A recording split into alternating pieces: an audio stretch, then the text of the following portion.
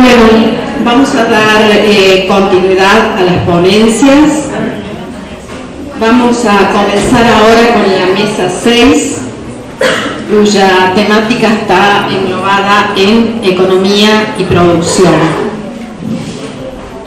Se trata del trabajo y de la creación de trabajo y la producción en nuestra región. Para ello invitamos a Lara Sánchez, Sandra Luchini y Adriana Asís, que nos van a hablar de bodegas y viñedos de Sierras de Córdoba. Fue una bodega importantísima de la ciudad de Villa Dolores y para quienes no son de la zona es donde actualmente está nuestra hermosa y actual terminal de ómnibus, que por esa razón se llama Terminal de la Vieja Bodega.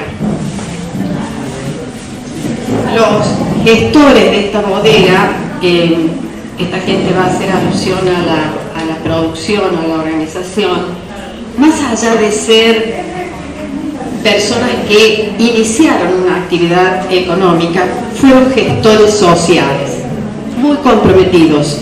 Y uno por donde han hurgando historia en la municipalidad, en la consecución del dique, en el camino de las altas cumbres, son personas que no se limitan, no se encierran en su actividad económica individual, sino que tienen una gran proyección hacia la comunidad que los alberga, porque ni siquiera son nativos de esta zona, pero lo hacen con mucho compromiso. Bien, los dejo en muy buenas manos y las escuchamos. Un segundito que tengo que...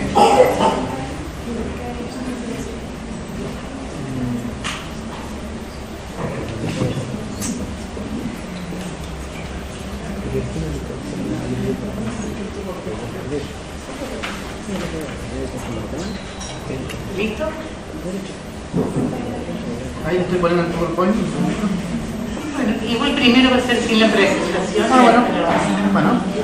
Bueno, muy buenas tardes a todos en esta hermosa localidad que es también mi casa, porque tengo acá mis intereses afectivos, nacieron mis hijos, en este tono que me emociona.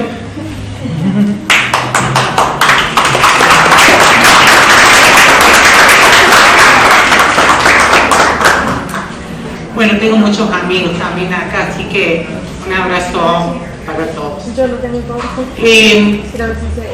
Durante varios años en Villa Dolores se estuvo gestando el proyecto de hacer una nueva terminal de ómnibus. Todos hemos visitado Villa Dolores y nos ha tocado ir a esa terminal vieja.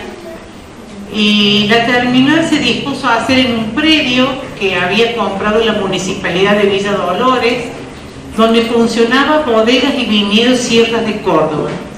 La primera industria vitivinícola que hubo en el Valle tras la Sierra, pero eso va a ser referencia nada, sino yo les voy a contar cómo fue que llegamos a elaborar la historia de ese lugar. Desde la municipalidad, en ese momento yo ocupaba la dirección de turismo, empezamos a hacer una investigación histórica.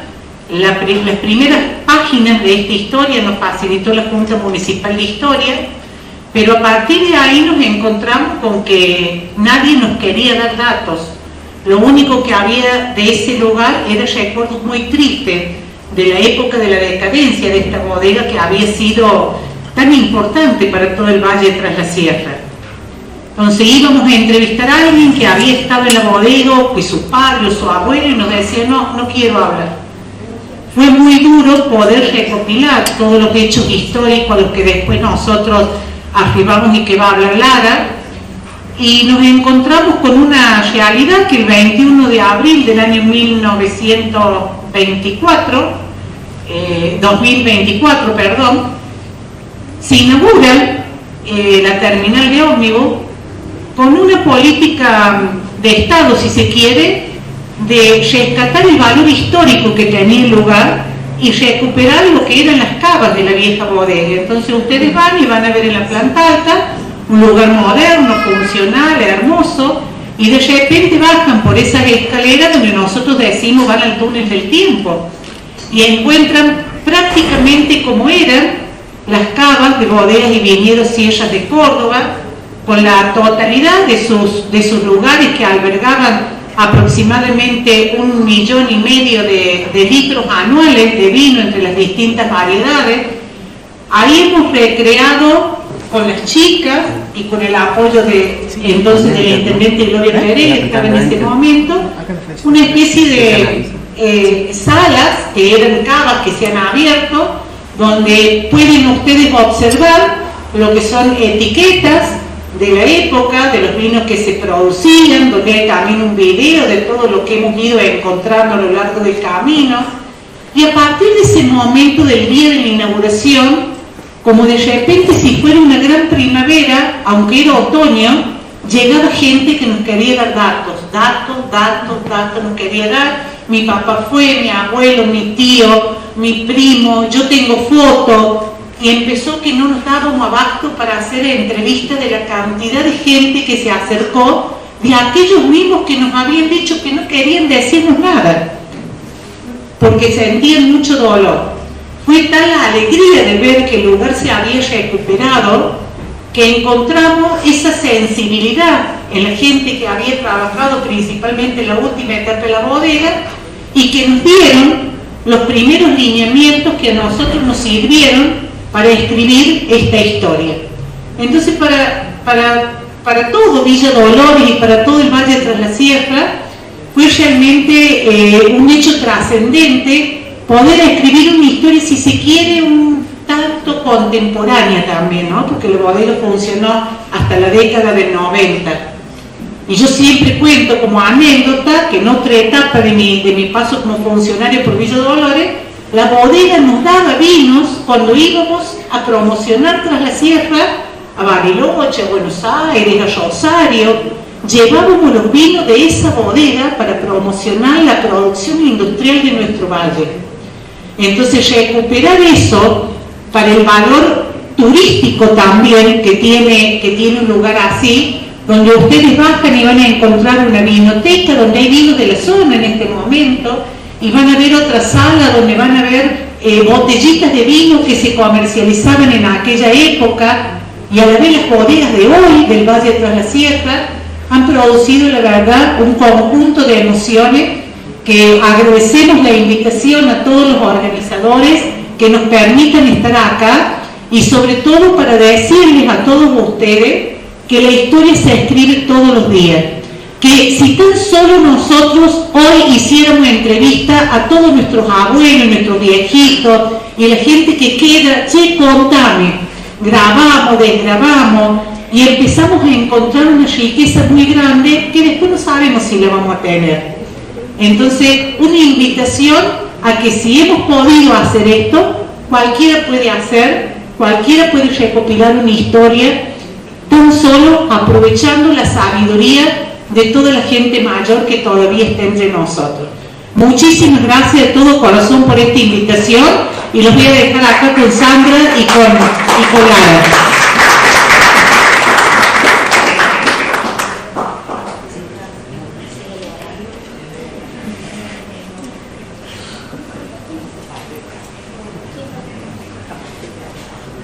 Buenas tardes a todos. Como ya Adri comentó, hice la introducción de este trabajo de investigación que comenzó hacia finales del año 2020, en plena pandemia, con el aporte que realizó la Junta de Historia y luego con documentos que fuimos recopilando a lo largo del tiempo, y ya hacia finales del año 2022 yo me incorporo a la Dirección de Turismo y desde mi aporte como estudiante del profesorado de Historia empieza la parte de la redacción de este trabajo. ¿Sí? Un trabajo que para mí me toca muy de fondo porque mi familia formó parte de esta bodega, mi papá trabajó ahí, mi abuela formó parte del área de etiquetado y mi abuelo también fue parte del taller. Así que es una bodega que toca muy profundamente mi corazón. Y del plano histórico, esta bodega hay que situarla a lo largo del tiempo, ¿no? Y ya hacia el año 1927, tras la unión de una asociación que es Luis Laje y Diosdado Osuna, ambos de procedencia española, se instalan en la zona de Tras la Sierra, primero desde una industria del carbón, de la cal y de la madera, Y con el paso del tiempo, Luis Laje vuelve a España y se especializa en lo que es el área de la etnología, el estudio del vino. Esta zona le parecía muy productiva, las tierras eran muy fértiles, y a partir de esto instala los primeros viñedos en lo que es la recta de los pozos, se ubican antes de la entrada al dique de la viña. Son aproximadamente 80 hectáreas que comienza con esta primera producción, ¿sí? Luego se suma lo que es en Villa Dolores, barrio Las Acacias, hoy reside de la cárcel de la ciudad. Ahí era conocido como La Calera, había unas 40 hectáreas más aproximadamente, y en una estancia en San Pedro había una producción mucho más pequeña, pero que formaba parte de esta bodega. Comienza la construcción de este edificio hacia el año 1928 y para el año 1931 comienza el funcionamiento de esta bodega como tal. Mismos dueños, Diosdado Osuna y Luis Laje. Aproximadamente hacia la década del 30 se suma don Benito Iglesias, una persona muy reconocida en la ciudad de Villa Dolores, ¿sí? Y Antonio Bertoldi, que también era un ciudadano ilustre como tal. Comenzó la explotación, se producían aproximadamente 8 variedades de vino, las más conocidas San Javier, Puro Brochero, Archalay, Champaquí, que era uno de sus vinos que tardaba 3 años en estación en Cabo de Roble francés. Era un vino muy cotizado y que también era reconocido en el área internacional. Esta bodega siguió su funcionamiento, creció aún más y hacia el año 1941 aproximadamente Diosdado vende sus acciones y junto a Luis Laje se suma una nueva persona, ¿sí? Que esta persona es José Nogarón.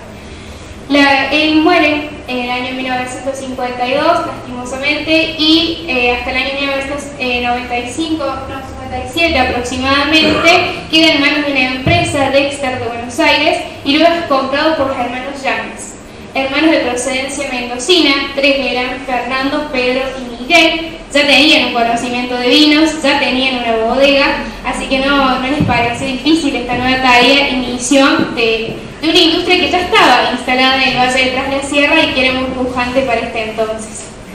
La bodega empieza a conocerse en el plano a nivel internacional, sus vinos eran servidos.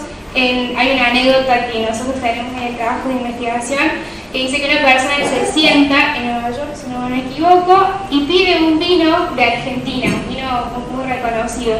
¿Y cuál es ese vino que le sirven? El vino San Javier, producido en nuestra bodega, en el Valle de Tras la Sierra, producto de esos viñedos ubicados en esa recta de los pozos.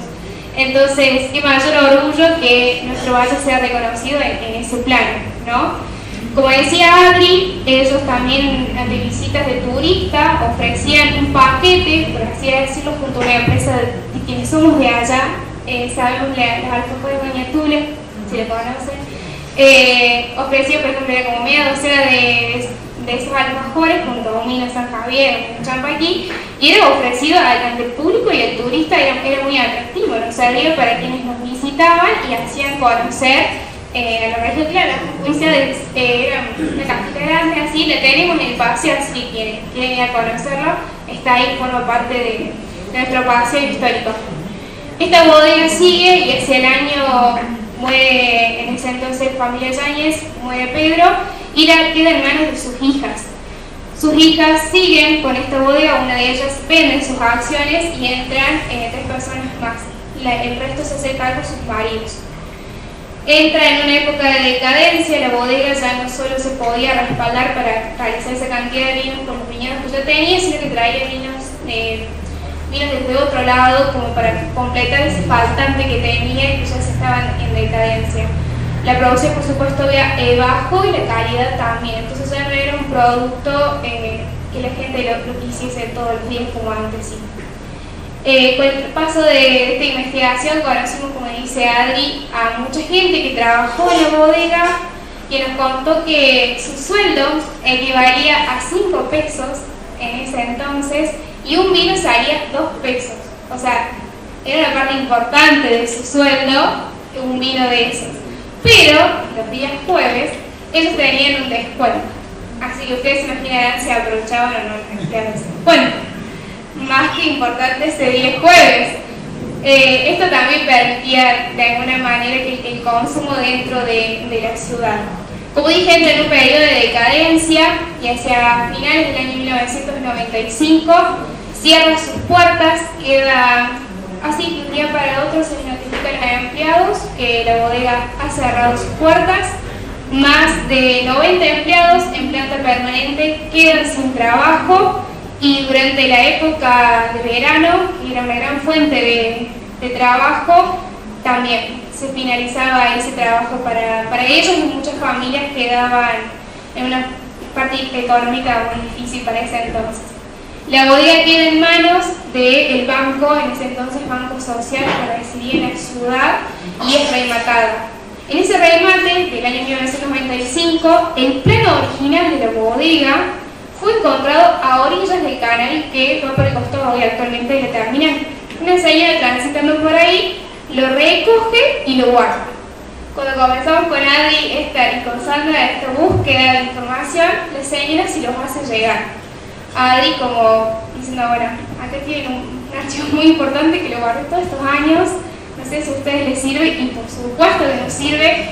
Hoy se expone en nuestro paseo histórico. Así que eso vendría a ser el plano histórico de esta bodega, un resumen. Está mucho más desplegado dentro de nuestro trabajo de historia, que, como dice Adri, la historia se reescribe constantemente, así que es una historia no cerrada, se sigue escribiendo, porque todos los días, en mi caso, yo trabajo en la terminal, todos los días llega alguien y me dice, ay, pero mi mamá trabajó en la terminal, ay, pero mi abuelo también. Entonces es como que vamos sumando nombres a ese listado de empleados que para nosotros es más que importante. Así que eso sería desde mi parte histórica y como estudiante del profesorado de historia. Es bueno también agregar que hace muy poco tiempo logramos que el Consejo Deliberante de Villa Dolores lo declare de interés histórico a este paseo, principalmente a lo que son las cavas, y que se asignara un presupuesto para una primera edición de este trabajo de investigación que hemos hecho. Así que bueno, estamos a la espera de que la municipalidad defina esa partida presupuestaria que ya está fijada por ordenanza, que la disponga, para que podamos nosotros hacer una primera edición de este libro, que va a estar también en formato digital. Para todos aquellos que lo van a, el archivo así como lo tenemos. Va a estar publicado. Bien. Tenemos un archivo así en PDF, medio casero, que hemos hecho, pero que hemos puesto a disposición para que, como material de consulta, ¿no? Porque en esto, si hay algo que hay que hacer en el tema es generoso, ¿no? Así que bueno, le vamos a dejar a Sandra también. Sandra se incorporó por una invitación especial nuestra, porque ella con Dorita está acá también, y que han expuesto ayer, son las autoras de Historia de San Pedro, ¿no? Así que bueno, le vamos a dejar que ella también exponga su parecer de esto. Bueno, muchas gracias. En realidad ya está todo dicho. Lo único que yo les quiero contar es que cuando yo me sumé, ayudé en la búsqueda de los datos, sobre todo biográficos, para poder encontrar a descendientes de don Luis Laque y de Diosdado Osuna, porque en Villa Dolores no teníamos a nadie. Bueno, entonces hicimos un trabajito de hormiga a través de redes sociales, de teléfonos, etcétera, hasta poder dar con sus descendientes, los descendientes de don Luis Laque, que viven en, bueno, los que más nos ayudaron con los datos viven en Río Cuarto, aunque hay distintos descendientes en otros lugares, hasta incluso en Alemania nos comunicamos con una sobrina. Nos mandaron el cuadro original que había estado en la dirección donde don Luis Laque era el gerente de la bodega, y que se encuentra en estos momentos, bueno, también en uno de las salas de exhibición en el paseo. Y con respecto a la familia de Diosdado Osuna, se nos empezó a hacer como más difícil, no podíamos encontrar, hasta que dimos con una sobrina también, la señora Edel Osuna, que nos proporcionó otro dato de una hija de don Diosdado Osuna, que todavía está viva, tiene 101 años y vive en la ciudad de Córdoba, y tuve la oportunidad de entrevistarla en el barrio Marqués de Sobremonte, una persona encantadora, en la que, bueno, abrió toda la información y nos contó y nos pasó fotos y poemas, y es la única persona, creo, viva, que recuerda el día que se hizo la primera vendimia en la Viña de los Pozos, en el año de 1931, donde ella recordaba de que habían venido todas las autoridades desde Córdoba. Imagínense en esos años que las autoridades hacían semejante viaje de días para poder cruzar la sierra y poder estar, o sea, para que vean el poder de convocatoria, qué importante que fue semejante proyecto que iniciaron don Diosdado Osuna y don Luis Laje, posiblemente la industria más importante que haya tenido Villa Dolores a lo largo de su historia, por casi 70 años. Creo que ha sido muy, muy bueno el trabajo de rescatarlo. Así que bueno, gracias a ustedes. Y recordarles que entre nosotros también estaba en la investigación Inesita González, que no pudo estar presente, pero que hizo los primeros pasos y contactos para poder hacer esto. También como dato anecdótico le contamos que los nietos de don Diosdado Osuna, hijo de esta señora de 101 años, vinieron el día de la inauguración. Y también nos visitó de 92 años doña Irma Yáñez, hija de uno de los Yáñez, también segundo dueño de los hermanos Yáñez. Ya ha ido como 3 veces a visitar la bodega. Cada vez que va nos hace saber que está para que le hagamos una entrevista, porque siempre tiene algún dato nuevo que encontrarse. Así que bueno. Bueno, muchísimas gracias. Muchas gracias a todos. No sé si alguien quiere hacer alguna pregunta. Allá. Una consulta que me surgió mientras me escuchaba contarnos toda esta historia hermosa. El dique La Viña, ¿se llama así porque alimentaba quizás las viñas de que hablan ustedes de la recta de los pozos y eso? Sí, tal cual. La zona que hoy llamamos dique La Viña, nosotros que es en la quebrada de los pozos, llevaba ese nombre porque quiero tratar de ubicarlo geográficamente. Cuando ustedes van, vieron que llegan a la quebrada de los pozos, hay una curva grande que entra a la recta y hay una casa de mano izquierda que es una hostería, la Ambrosía ahora. Esos eran los viñedos de la bodega, a los que hace referencia los poemas de esta señora de 101 años que están también en el trabajo. Ahí estaban los viñedos y en toda la parte de lo que eran las lomadas esa del dique estaba todo lleno de viñedos que abastecían a la bodega. Tengo de haberlo escuchado una vez charlando con don Clemente Suau, de que la zona de la Boca del Río, que hoy es Boca del Río también, toda esa zona estaba llena de viñedos. No sé si pertenecían a la misma época, creo que no, pero que también toda esa zona, antes de que fuese el dique chico, como le decimos nosotros, estaba también lleno de viñedos. Sí, seguramente era parte de un todo, porque acuérdense que se utilizaba mucho el cañadón que llevaba ahí el río, y entonces toda la zona era muy grande la producción. Imagínense para aquella época 1,5 millones de litros para era un montón. Entonces la producción que requerían era mucha.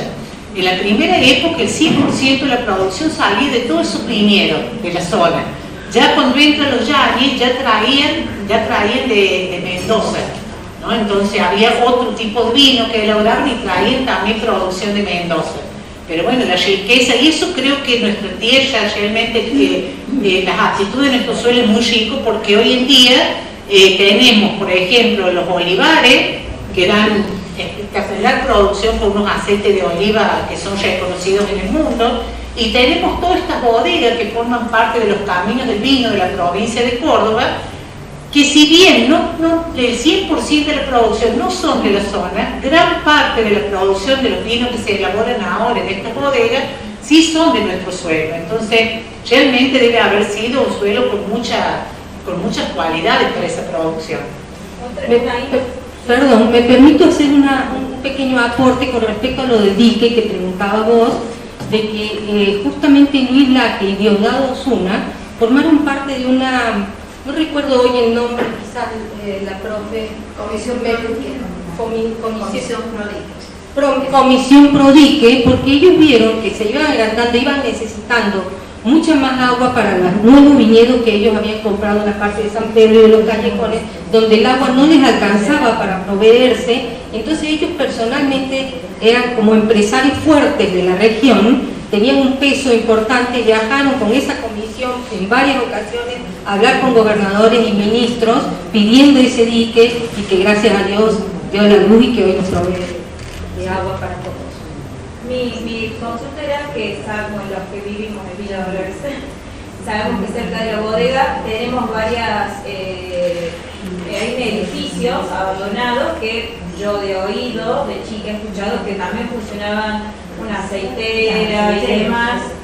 ¿Corresponden a la misma empresa? ¿Estaban ligadas o nada que ver? ¿O era que fue una época de mucho crecimiento y desarrollo económico y también se desarrollaron estas otras actividades junto con la vitivinícola? No corresponden al mismo edificio, la aceitera es algo totalmente separado de lo que es la bodega, Sí, pero sí, había otra, no era el mismo predio, pero había otra producción vitivinícola de la familia Salas.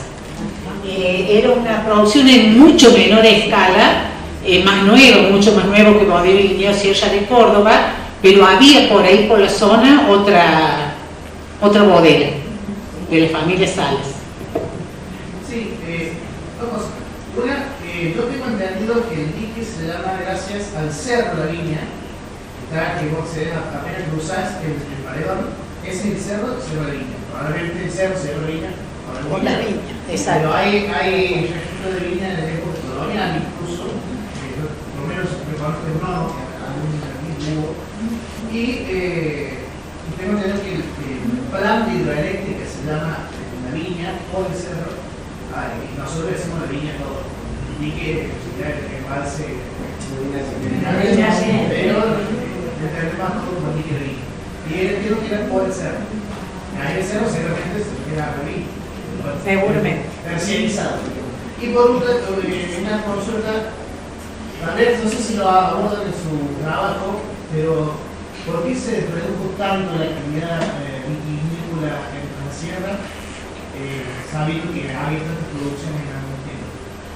¿Tienen alguna hipótesis? No lo hemos abordado en el trabajo, pero sí sabemos que en la década del 90 fue la caída de la industria nacional. Ahí se cierra la aceitera, se cierra todo, es decir, es un problema de una política económica que hubo en el momento, y todos sabemos que el 90 fue la caída de la industria nacional, y ahí cae esta bodega también, es decir, no era competitivo, era imposible poder, después con los años empiezan a abrirse unas pequeñas bodeguitas de producción que no llegan a tener producción suficiente más que para el turismo. Y ahora recién estos últimos años, con esa campaña que ha hecho el gobierno de Córdoba de los caminos del vino, se empiezan a radicar todas esas bodegas que, si ustedes no las conocen, los invito realmente a recorrer la ruta del vino tras la sierra, porque las producciones que hacen son espectaculares. Y que de esa ruta del vino nosotros también somos parte. A fines del año pasado, la bodega como paseo histórico, y a través en ese entonces de Adri presente al Frente de Turismo, esta bodega es parte de esa ruta del vino. Así que si quieren realizar el recorrido para pasar también para terminar. Los va a guiar. Lo voy a guiar yo, seguramente. Bueno. Sí, me gustaría una sola cosa, porque respecto a lo que dijiste vos. Esto que ustedes van a ver en ese trabajo es algo sumamente casero. Imagínense que Lara, que era la exalía de historia, se incorpora casi hacia finales del 2022, como ella dijo, y todo lo que se hizo fue un rejunte de cosas. Yo siempre le digo, chicos, no digan que es un libro de historia, porque no es de historia.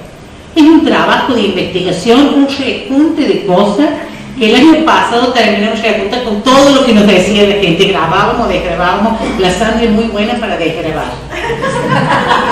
Ella es una maestra para desgrabar. Yo iba un poco más lenta, ahora estoy con lo de Conlar, ahora se me ha dado por la historia. Bueno, a la vez que viruela. Pero entonces no van a encontrar ahí un trabajo muy ordenado, sino que van a encontrar un documento donde hemos ido en cierta forma juntando todo lo que nos han ido dando, ¿sí? Todo lo que nos han ido dando con la buena voluntad que lo hemos podido hacer sin ser profesionales en este tema, como seguramente hay muchos profesionales acá, entre ellos mi amigo, está aquí presente. Y mi amigo. Y la señora que dice, ay, mi señora, dice la Rosario allá. Mi propio. Bueno, y muchos más que habrá que no conozco, ¿no? Así que, bueno, entonces no van a encontrar un gran trabajo así, muy ordenado. Seguramente está bastante desordenado, pero ha estado hecho con todas las buenas pilas. Gracias.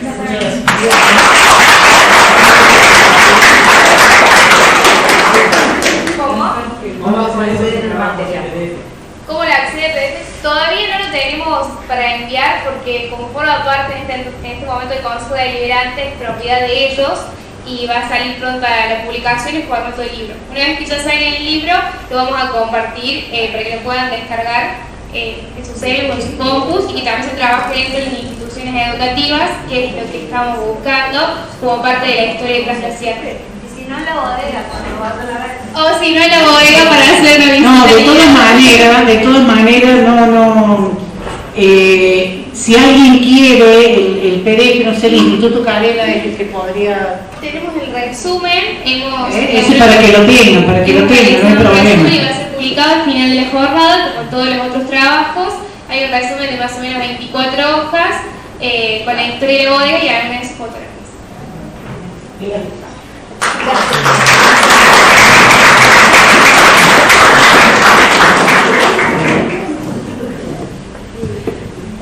Bueno, voy a invitar a los dos últimos disertantes, a quienes van a cerrar esta mesa de economía y producción. María del Carmen Marietán, que hoy estuvimos hablando de caminería, caminos, y ella va a hablar sobre el ferrocarril en Villa Dolores durante los gobiernos civiles y militares entre 1963 y 1976. Y a Nicolás de Bernardi, que está haciendo la arqueología del turismo, digamos, ¿no? Puede ser. Su tema es indagación histórica sobre los orígenes de Mina Clavero y sus primeros hoteles. Bien, 15 minutos. No, una cosita con respecto al preguntado de la publicación de los trabajos que los autores envíen de las presentes jornadas van a salir en PDF y van a estar disponibles tanto en la página del Instituto Carena como en la de la Junta de Historia de Villa Dolores.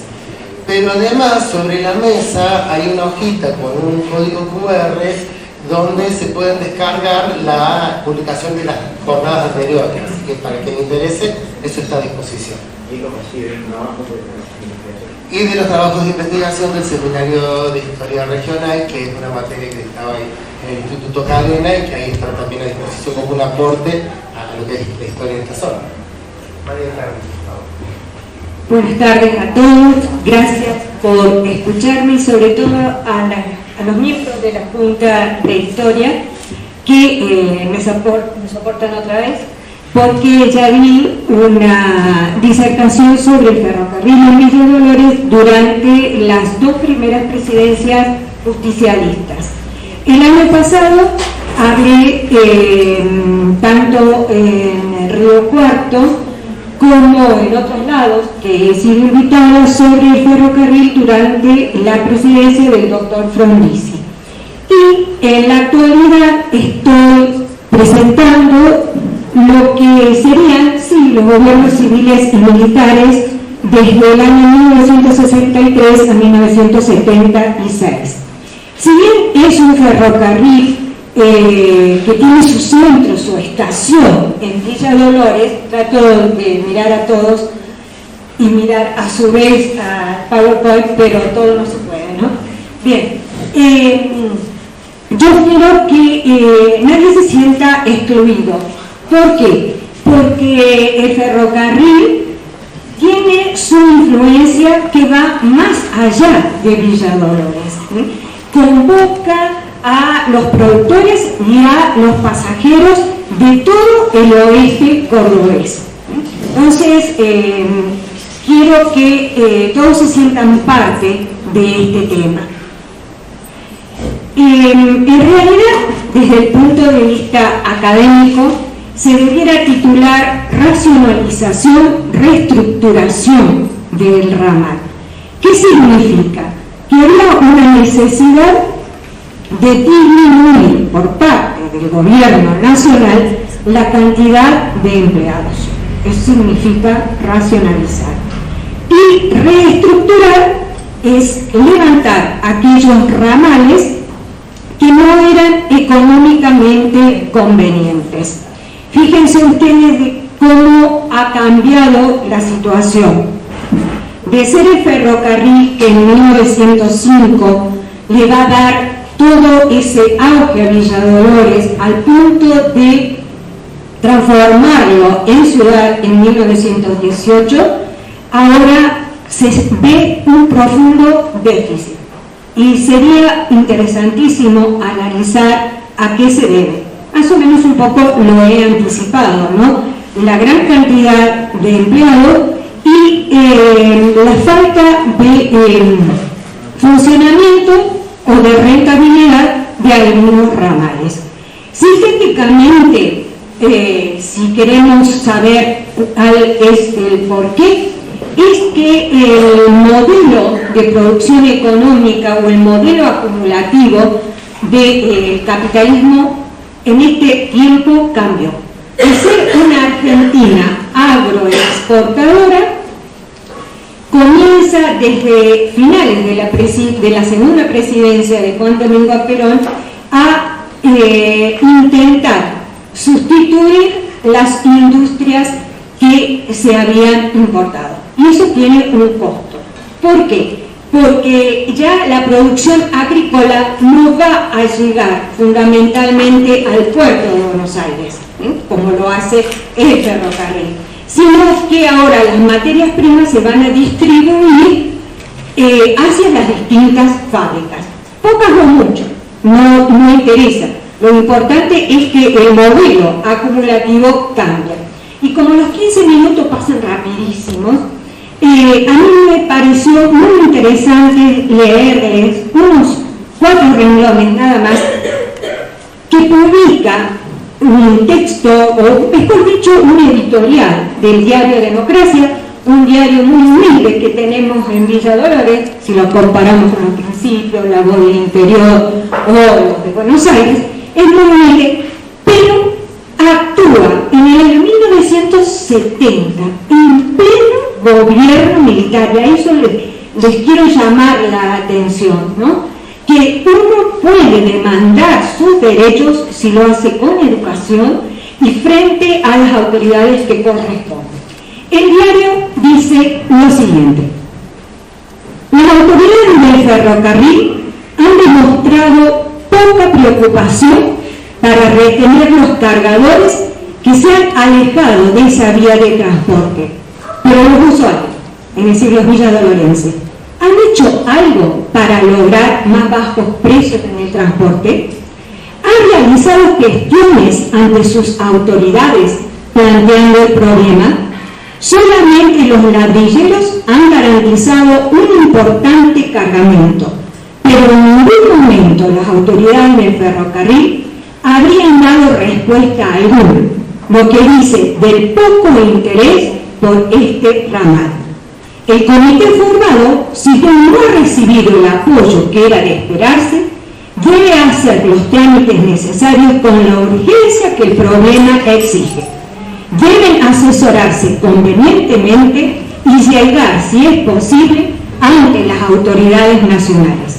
Dejar pasar el tiempo puede ser más que lamentable. Esto lo hace porque el diario se da cuenta que para el villadolorense en especial, todos los productores que se servían del ferrocarril eran indiferentes. ¿Por qué? Porque ahora había una preponderancia distinta, y era el camión.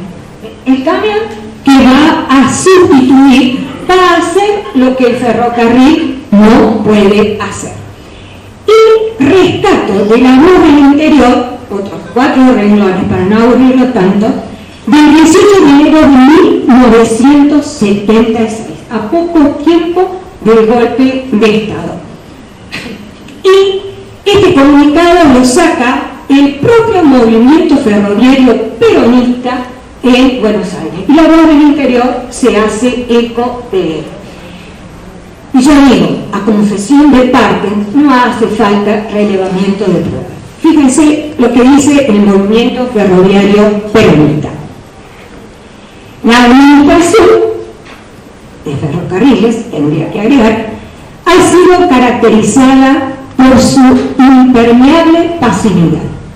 El deterioro se agravó. El parque rodante carece de repuesto y continúan los gastos superficiales. El robo, desde adentro y desde afuera, de materiales valiosos e imprescindibles para el desarrollo operativo y las cancelaciones de tren, no es más que el producto de una deplorable administración ejercida por los mismos funcionarios que desde hace tiempo se encuentran enquistados en los puntos claves de la estructura ferroviaria. En el proceso ferroviario estamos sufriendo las consecuencias de los inoperantes de la tolerancia culpable, de las conveniencias de círculos y de los influyentes que interceden a favor de los oportunistas. Es decir, el ferrocarril estaba sufriendo también la falta de coordinación. Sin embargo, durante la presidencia del doctor Arturo Illia, él había intercedido para que 24.000 toneladas de papa encontraran los vagones suficientes para ser transportados. Hay que recordar que el doctor Arturo Illia, más de uno sabe que es cordobés, entonces por lo tanto él sí se preocupó, intervino en el problema de los transportistas. Pero el ferrocarril no ayuda a transportar la papa. ¿Por qué? Primero porque se demora. Y segundo, porque al ser también un producto perecedero, hay que repartirlo rápidamente hacia los centros que lo demandan. Y lógicamente ante la falta de respuesta por parte del ferrocarril, porque no tenía los suficientes vagones, se van a ir acostumbrando a usarlo. Y ahí, esto es totalmente personal, puedo dividir dos clases de empresarios, dos clases de productores. Aquel que posee un camión o es capaz de pagar los altos fletes, porque el camión cobraba flete más alto que el ferrocarril, y el pequeño productor que sí o sí necesita de un transportista que sea económico, ¿no? Bien, bueno, una de las cargas que va a perder el ferrocarril es la de ganado. La gente, el productor, que en esta época es exitosa, la producción ganadera, no tanto en ovinos, sino sobre todo en bovinos y caprinos, van a utilizar directamente el camión. Bueno, yo trato de seguir para no demorarme tanto. Anteriormente habían mostrado la cantidad de turistas que llegan a la zona de Villa Dolores o la zona de Tras la Sierra. Siempre va a ser mucho más poco, pero ¿qué tan poco? Apenas el 15, el 7, el 4% que el resto de la provincia de Córdoba, lo que es Calamuchita, lo que puede ser Tunilla, y además de ser tan pocos, vemos que son muchos menos en ferrocarril. ¿Por qué? Porque va a llegar un momento que el 50% de los que nosotros llamamos turistas, que realmente son pasajeros de primera o segunda clase calificados por el tren, lo hacen en su propio auto. O sea, no tiene solamente la competencia del camión, sino del automotor. Si observaron la diapositiva, son muy poquitos los que acceden al avión, no es algo accesible. Y que sí toma mucha importancia el ómnibus. Aunque a la gente común le convenía siempre utilizar el tren para viajar. ¿Por qué? Porque el boleto podía llegar a ser un 30% menor que el ferrocarril. Bien, lógicamente lógicamente que esto iba acompañado de un ritmo inflacionario. Durante la presidencia del doctor Ilía, es interesante, durante los gobiernos militares se trata de bajar esa inflación, pero a raíz de la crisis del petróleo en 1973, que todos los que han ido a la secundaria la han estudiado, lógicamente, esa inflación se torna incontrolable, como también se torna incontrolable el manejo del déficit que producen los ferrocarriles. Leyendo los diarios de sesiones de la Cámara de Diputados de la Nación, me encuentro que un diputado de la oposición le enrostra a los justicialistas que Perón siempre pide adelantos de recursos para pagar obras, y que en realidad son para pagar los déficits que produce un sistema de transporte que es bastante obsoleto. Es decir, no se había podido estar a la altura de lo que se reclamaba. Ojo, esto no solamente sucede con el ferrocarril General San Martín, esto sucede en todos los lugares del mundo. Incluso en Brasil, simplemente va a quedar el transporte de carga. Entonces eso como para que no nos sintamos que somos una isla y que solamente pasa entre nosotros. Bueno, y estos datos son significativos. En la presidencia de Juan Carlos Onganía, atentos a esta cifra, se da como pérdida del ramal Villa Mercedes, Villa Dolores, con Lara, Los Cerrillos, una pérdida de 193.000 millones de pesos. Pero fíjense ustedes cómo después, con la racionalización, con el levantamiento del ramal, con Lara, Los Cerrillos, se logra un superávit, pero con la característica que tiende a disminuir.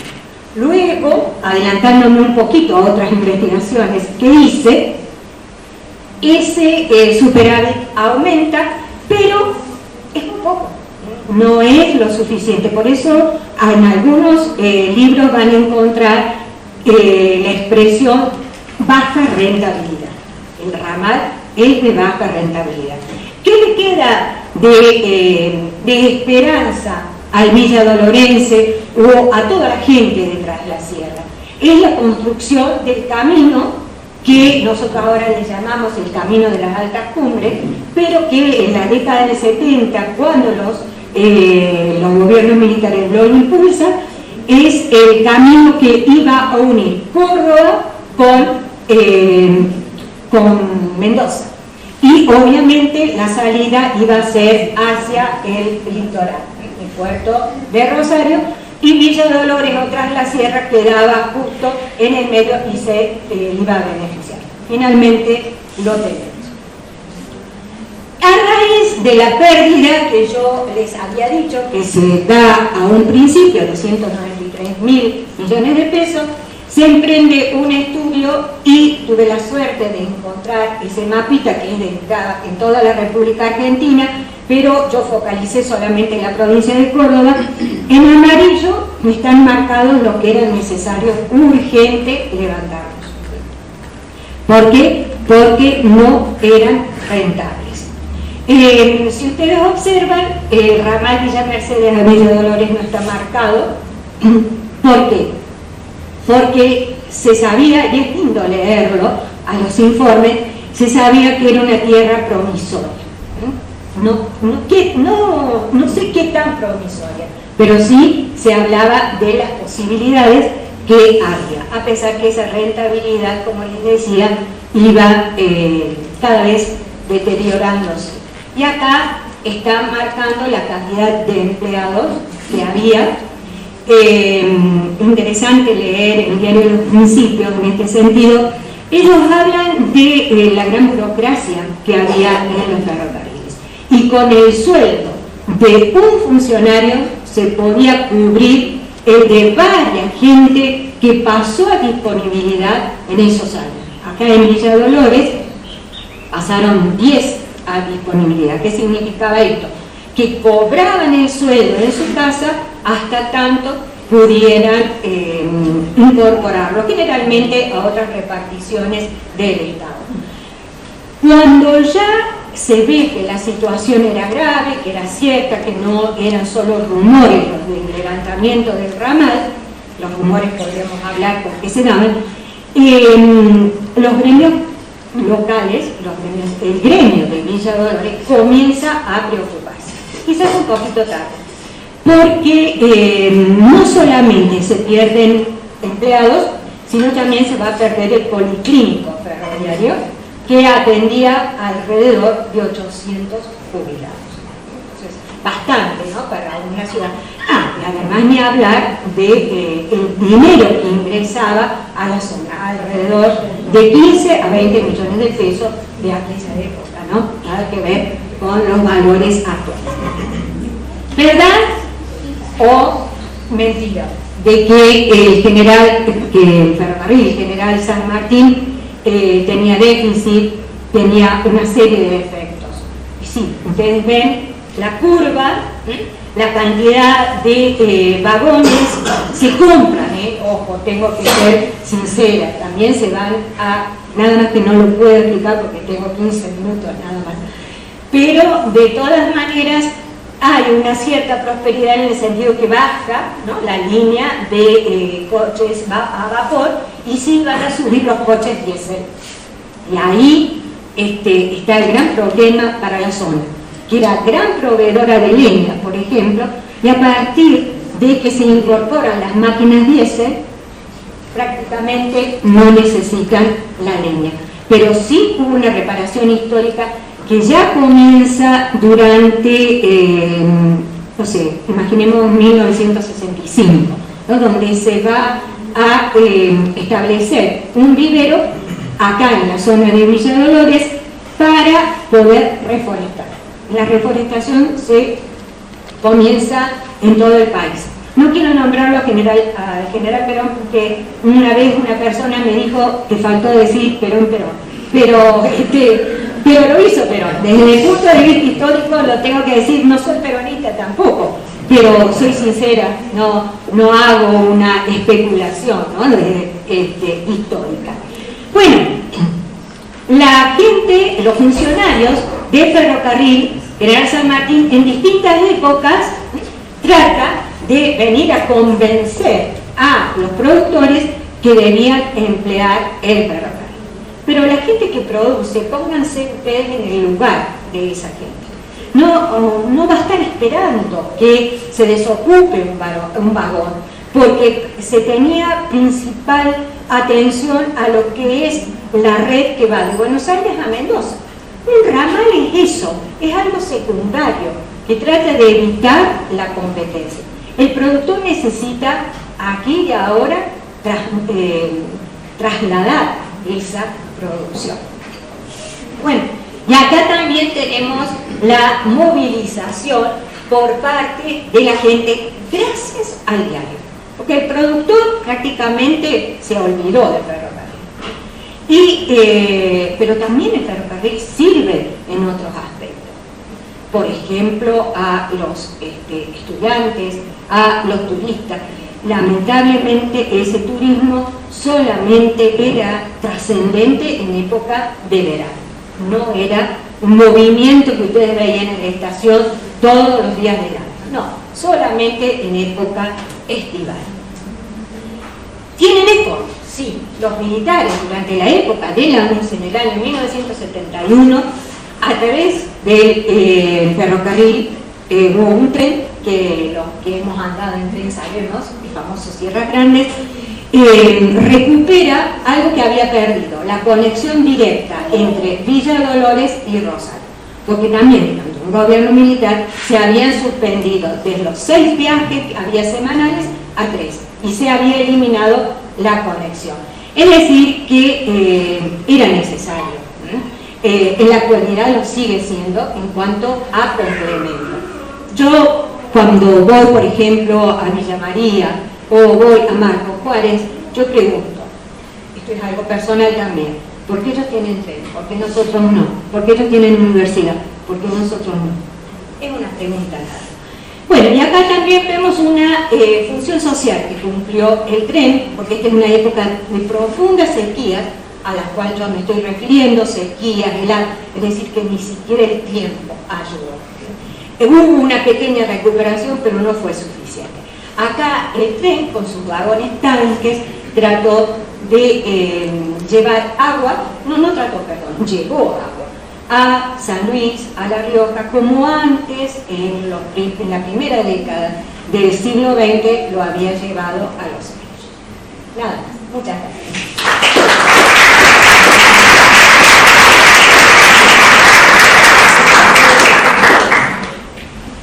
¿Alguna pregunta? Seguro que muchas, porque en 15 minutos es difícil, ¿no?, profundizar todo esto.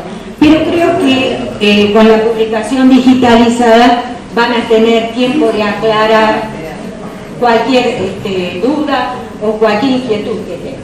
Pero estoy dispuesta a responderlo. Sí. Tengo bueno, he escuchado que hay intenciones, obviamente, de que vuelva el ferrocarril y demás.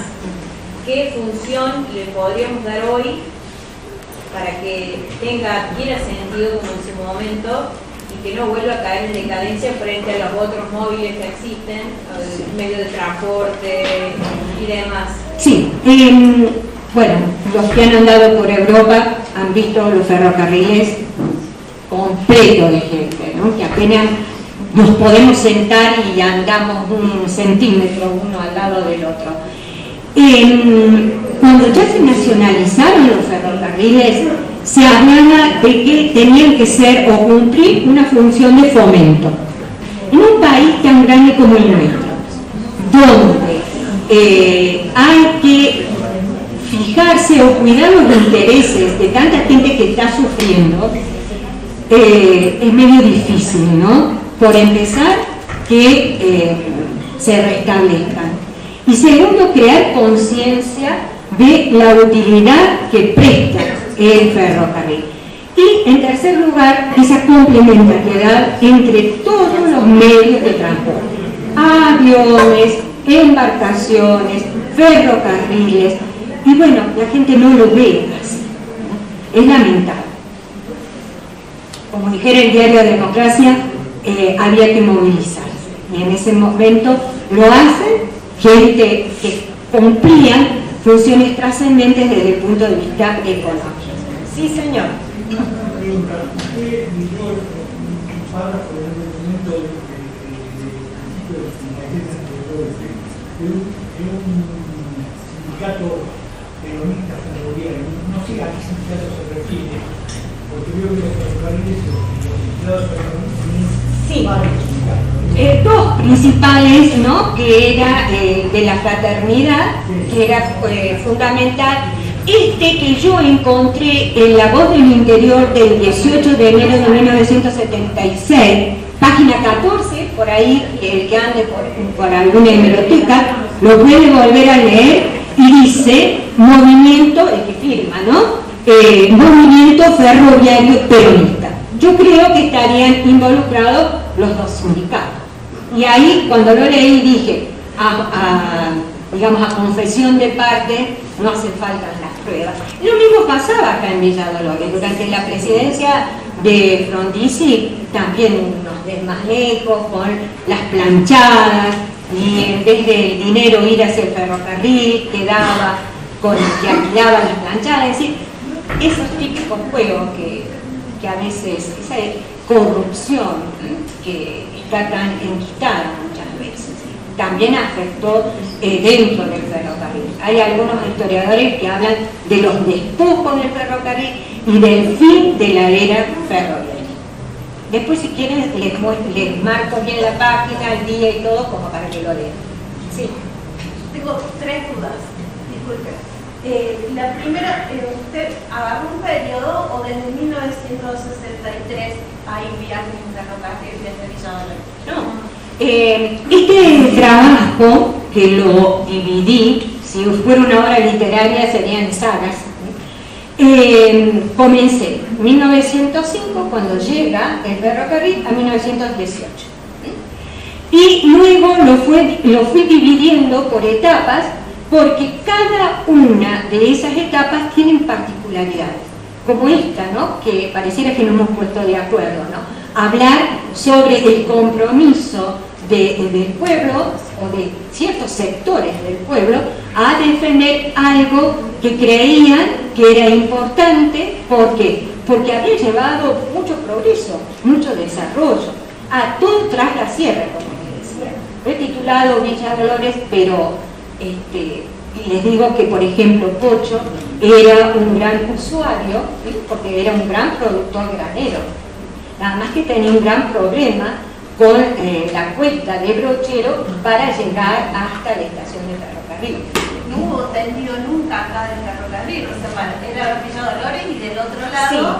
Sí. Eso es lo que me llamó la atención, que Villa Dolores murió como punta de riel, cuando en realidad el proyecto de 1887 de Dupont ya planeaba que llegara hasta Tinogasta en Catamarca.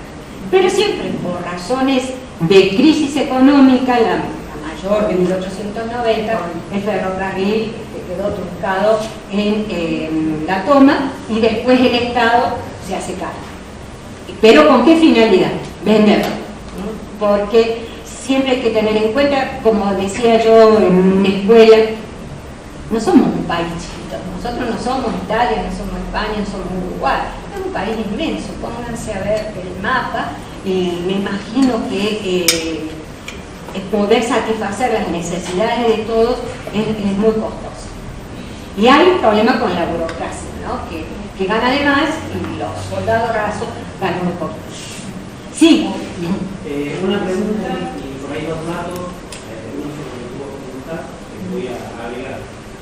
Pregunta, ¿cree que hoy es importante y sería importante volver a contar con los ferrocarriles que tenemos cerrados desde los años 90, que llegaban a Villa Dolores y que llegaban a Villa de Soto? El de Villa de Soto ya estaría más adelantado porque es el ramal que llega por allá, que conocemos como el tren de la sierra, digamos, que llega hasta hoy a Villa del Monte. Después llegaría hasta Punta del Eje y de ahí hasta Villa de Soto. Cree que es importante y es posible, y dos datos que se les quiero dar a la audiencia. Uno es que si quieren visitar el Concarán, donde es la estación de Concarán, hay un museo ferroviario que pueden visitar, más que nada los fines de semana, si buscan en Facebook con el Museo Ferroviario de Concarán. Ahí van a encontrar cuándo pueden visitar todo.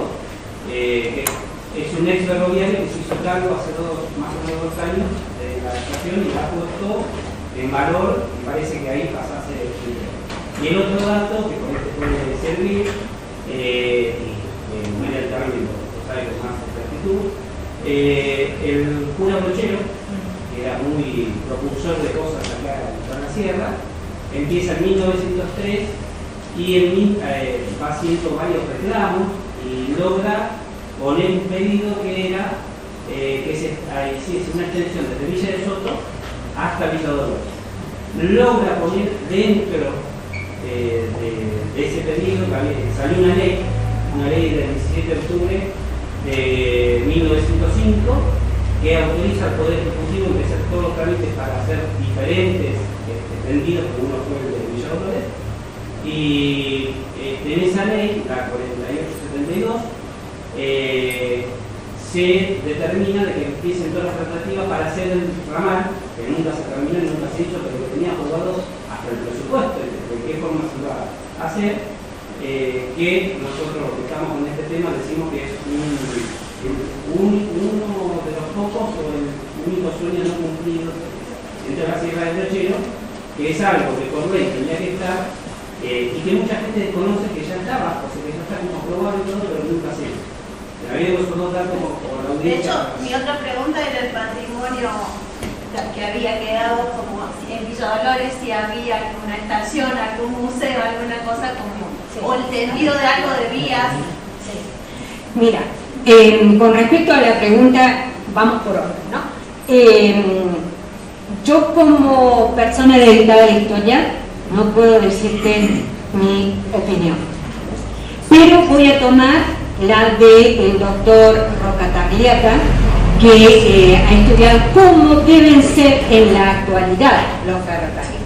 Y la función que tiene es lo que dije al principio, de complementariedad. Es decir, no hay un rival, sino que se tienen que complementar. Es como en una pareja, más o menos, para ser lo más gráfico posible. ¿Quién es el más importante o no? Creo que los dos actúan cooperativamente. Sí, en Concaral hay un rescate muy profundo, está hermosa la estación, hasta las señales están recuperadas, todo un sistema de señales. En Villa Dolores no tenemos un museo ferroviario, hay prácticamente no sé, no, es como que el tema ferrocarril no se toca. Yo lo toqué, pero no porque me uno a los conservacionistas, sino que hice mi tesis de la maestría sobre el ferrocarril. No tenía un interés personal, aunque viajé toda mi vida desde los 6 meses de edad hasta los 18. Soy viejita, tengo 68. Vamos a dar, porque tenemos que continuar por cuestiones de tiempo. La estación de Concaral se llamaba Villa Dolores. Como después el ferrocarril llega a la ciudad de Villa Dolores, se le cambia el nombre para que no haya confusión y tenés que poner Villa Dolores de San Luis, Villa Dolores de Córdoba y toma el nombre de Concaral. Gracias. Bien, vamos a continuar con el desarrollo de esta mesa. Como les dije, vamos a escuchar a Nico de Bernardi, que nos va a hablar sobre los orígenes de los primeros hoteles, ¿no? Los orígenes de Mina Clavero y los primeros, o sea, la relación de estos orígenes con los primeros hoteles. El trabajo surge en realidad por el interés del Consejo Deliberante de Mina Clavero de poner en valor sitios patrimoniales, no solamente sitios históricos, también sitios arqueológicos. Nosotros sabemos que no todos los lugares son considerados patrimonio. El patrimonio son sitios, lugares o también símbolos, costumbres que la sociedad le da una cierta importancia, una cierta relevancia, sobre todo porque está ligado a la identidad. A partir de mirarse en ese pasado que legamos, porque el patrimonio es lo heredado, ¿sí?, nos construye y nos construimos como sociedad, y los sitios patrimoniales puntualmente son lugares donde la sociedad puede entrar en diálogos con su pasado, con las tensiones, con las contradicciones que eso significa. Pero muchas veces vemos, y bueno, con el ferrocarril pasa también, que sitios que han sido importantes en determinadas localidades se van perdiendo, se van cayendo, son abandonados y van siendo destruidos lentamente por el paso del tiempo. Entonces, este tipo de trabajos que buscan conocer y agregarle conocimiento a estos sitios es una forma de valorizar el patrimonio. La sociedad después decidirá o no, una vez que sabe, si se identifica, cómo lo respeta, si lo valora, si entra en contradicción o no. Pero en realidad no se puede nadie identificar con algo que no conoce.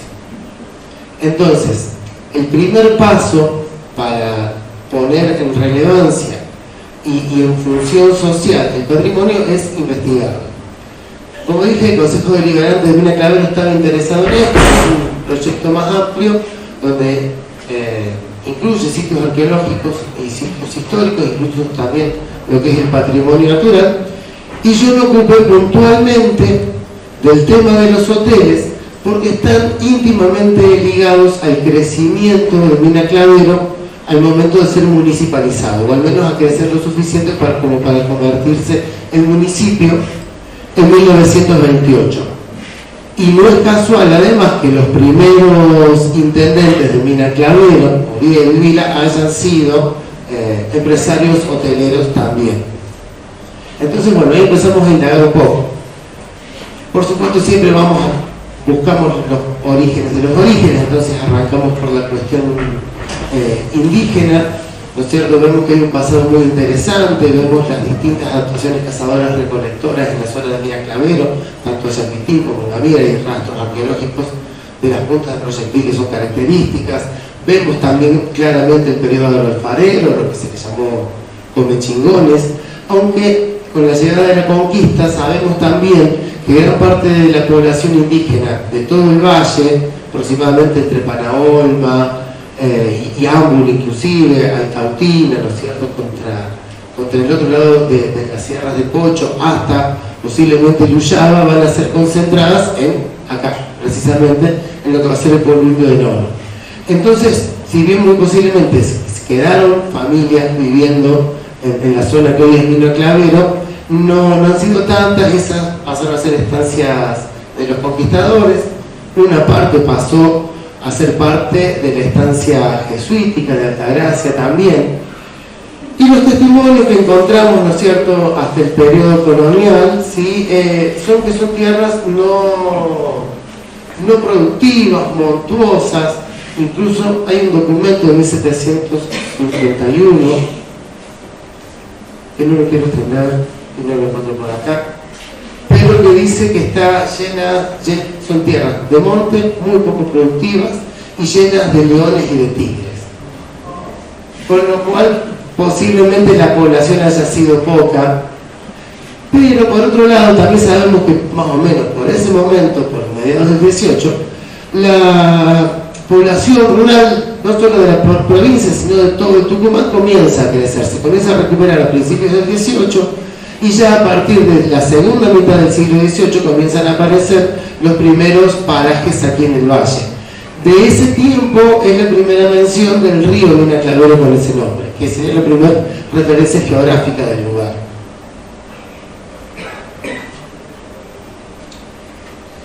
Ya en el siglo XIX hay abundantes referencias de una población campesina que estaba ubicada más bien en lo que es la zona del Colegio Sembrador, donde hace la curva del río, zona con riego y con muchas quintas.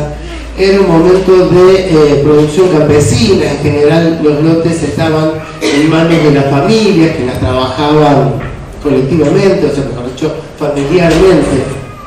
Sobre todo para la subsistencia. También la zona de la Cañada Larga en ese momento registra producción, registra población y producción, además de frutales, hacían frutas secas, que después se pasaban a vender del otro lado de la sierra, se cruzaban las sierras con mulas.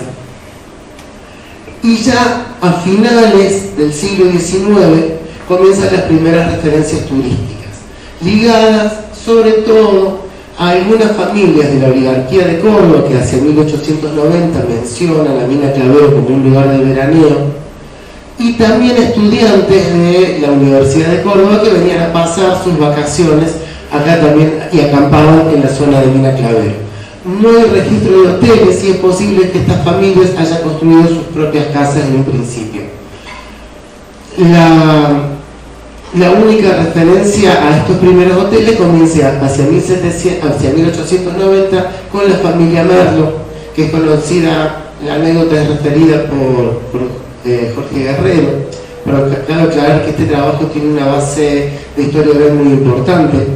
Primero se hizo un trabajo de relevamiento bibliográfico, el trabajo documental se dificultó más, hubo problemas para acceder al archivo de Mina Clavero, y también al ser cercano en el tiempo consideramos que era importante acceder primero a las fuentes orales, porque por cuestiones biológicas o de locación o que se mudan o lo que sea, muchas veces no están disponibles. Entonces a veces sabemos que lo que está en un archivo vamos de acá 1 año, 2 años, 5 años y está ahí, pero las personas no siempre.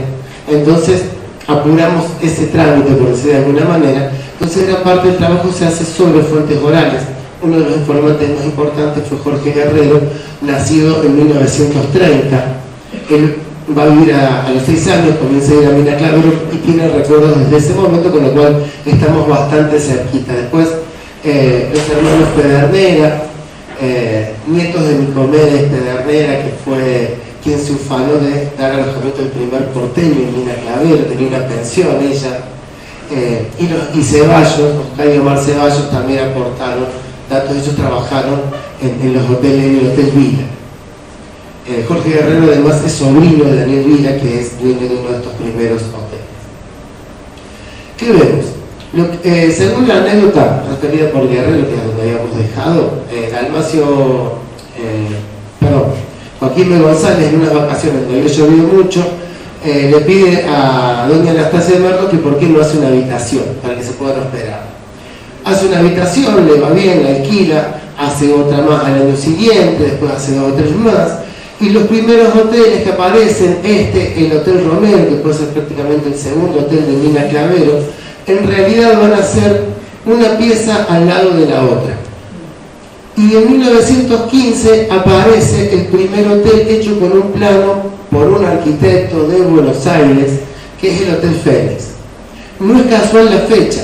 En las primeras décadas del siglo XX vamos a tener 2 fenómenos particulares que van a afectar. Por un lado, el ascenso de los sectores medios a nivel nacional, lo cual ya empiezan a acceder a otros consumos que por ahí no eran directamente de la oligarquía, pero sí tienen capacidad de venir de vacaciones hacia el interior. Aparecen ahí los primeros sitios turísticos y se ve reforzado en el 15, justamente, o a partir del 14, por la Primera Guerra Mundial, que interrumpe también los viajes a Europa tradicionales de la oligarquía. Entonces, estos sitios, como Mina Clavero, Mar del Plata, empiezan a cobrar relevancia turística al interior del país. Este Hotel Fénix aparece en un primer momento como un emprendimiento de salud ligado a una clínica de gastroenterología de Buenos Aires que mandaba directamente a sus pacientes a tratarse con las aguas del río Mina Clavero, que según estudios hechos hacia 1912 tenían minerales y propiedades curativas. Con ese discurso comienza a atraerse los primeros turistas, pero se dan cuenta en el Fénix, que justamente empiezan a pedirles de otros turistas que venían, que no dependían de la clínica, también alojamiento, con lo cual empiezan a ampliarse y a aceptarlos. Se quedaban semanas o meses los turistas, no eran de fin de semana como ahora, ¿sí? Y así empieza a crecer. Aparece ahí hacia la década del 20 el Hotel Vila. Hemos mencionado recién a Daniel Vila, el segundo intendente de Mina Clavero. Ellos habían alquilado primero una pensión o una casona que habían transformado en una pensión y después en el Hotel Serrano, y después finalmente construyen lo que hoy es el Hotel Vila, que también está en pie en Mina Clavero. Frente al Vila aparece el Hotel Palace, que también tiene toda una historia de su construcción, de unos ingenieros que estaban construyendo el camino de Córdoba a Santa Fe, y le piden al encargado de la obra que vaya invirtiendo la plata que iban ganando en algún campito, en algo. Le dieron unas tierras y algunas vacas, y el tipo se empieza a hacer un hotel con casino a todo el lujo, que bueno, cuando inauguró se transformó en el más lujoso en ese momento de Mina Clavero, con un piano traído desde Europa, y cuando venían concertistas a Buenos Aires, estos concertistas eran traídos también a Mina Clavero. También se pudo identificar, después también aparece el Hotel Monti durante la década del 20. Monti había sido un italiano que estuvo primero en Villa Dolores, construyó el Hotel Internacional allá, y después con los fondos que fue ganando y generando, construyó el Hotel Monti aquí, que ya no es de la familia, pero que sigue aún funcionando. El Hotel Palace, que habíamos mencionado recién, hoy es la residencia serrana. Durante el primer mandato de Perón va a ser pasado al gremio de los municipales de la ciudad de Buenos Aires, que hoy lo administra hasta la actualidad. Y también pudimos identificar algunas primeras casas en aquel momento de familia, como la Villa Emilia, que fue construida aproximadamente por la década del 10, en lo que está actualmente el Puente Olmos, al frente del Hotel Puente Olmos. Esas comienzan a ser las primeras zonas pobladas de lo que hoy es el centro de Mina Clavero. La población rural que estaba en la Cañada Larga, o también en la zona, no me acuerdo cómo se llama el barrio, Villa Luján, exactamente, muchas gracias. En la zona de Villa Luján en realidad se van a convertir en abastecedores de estos primeros hoteles. No llegaban ni camiones de Mendoza en ese momento, ni frutas de otro lado, sino que en general toda la verdura era proveída por la zona, y además Mina Clavero comienza a crecer como recepción de pobladores, tanto por inmigrantes como en el caso de Monti, como pobladores de la zona. Guerrero, la familia de él viene de Villa Dolores, la familia de los Ceballos viene de la zona de Pampa de Pocho, ¿sí? Entonces vemos que al ir creciendo esta cuestión del turismo interno, al ir cambiando los hábitos de consumo, comienza a crecer Mina Clavero, con lo cual llega justamente en 1928 a la municipalización. La idea de este trabajo fue rescatar precisamente los primeros edificios que estuviesen ligados al turismo, por la función que tuvo el turismo en este nacimiento de Mina Clavero. No sé si estuvo desordenado, pero vamos a poner por ahí algo para.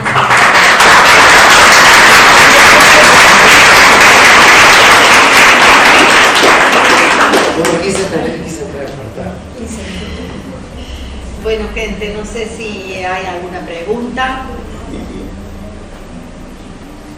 Sí, yo quería preguntar con respecto al fenómeno turístico que se da en toda la parte de Sierras Chicas, o sea, lo que es ya Río, Carlos Paz, que está muy ligado en ese periodo justamente de desarrollo del turismo social, ¿no? Bueno, voy a preguntar sobre eso. O sea, no se ve reflejado. Acá, al contrario. A ver, acá el turismo comienza sobre todo de Buenos Aires. Primero la oligarquía de Córdoba, lo hemos dicho, pero después, cuando empieza a crecer en las primeras décadas del siglo XX, está más ligado a Buenos Aires y a Rosario, que llegaban por tren a Villa Dolores.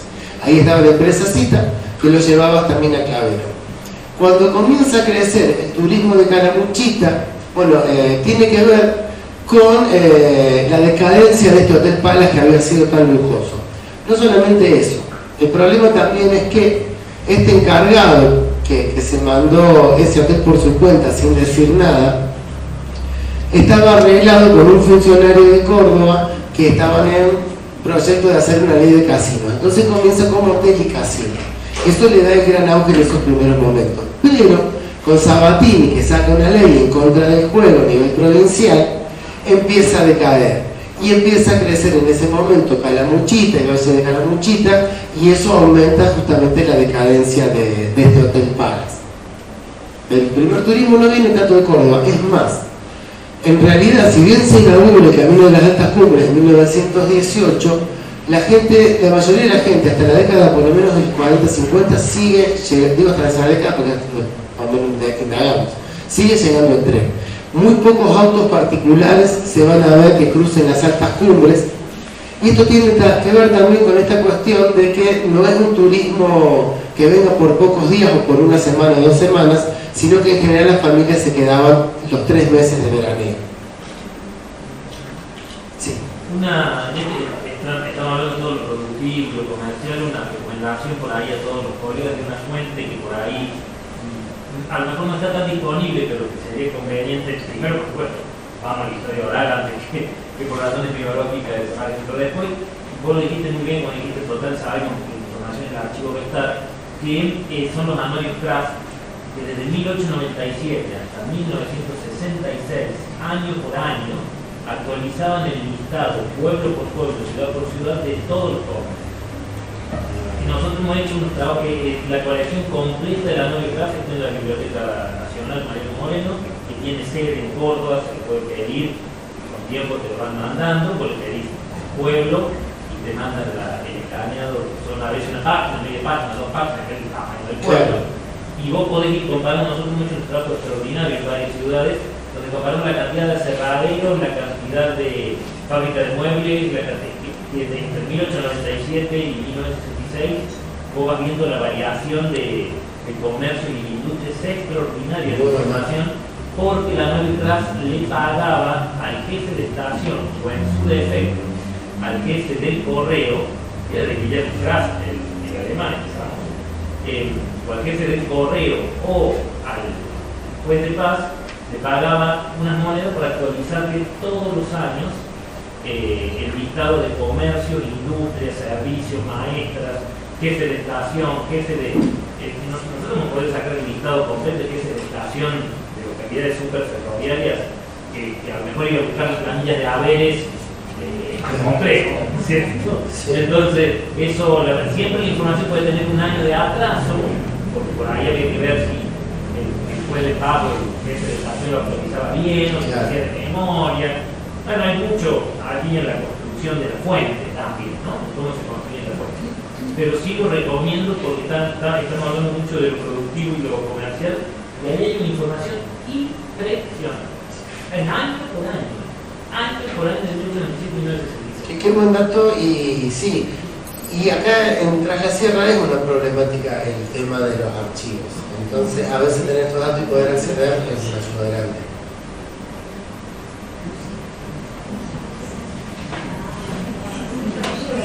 Bueno, gente, porque me pregunto por allí conviene, yo también lo he hecho, pagarle un historiador de Buenos Aires que lo haga, y a lo mejor, no sé, inventando, pero por 100 o 200 lucas que lo hace, que es lo que saldría un viaje a Buenos Aires, y en un viaje no lo hace vos. Estoy inventando, no sé cuándo, ni sé quién, pero digo que puede ser una opción, o hablar con la Universidad de Córdoba, de la Universidad que funciona en el correo, en el antiguo Palacio del Correo de Córdoba y Colonia.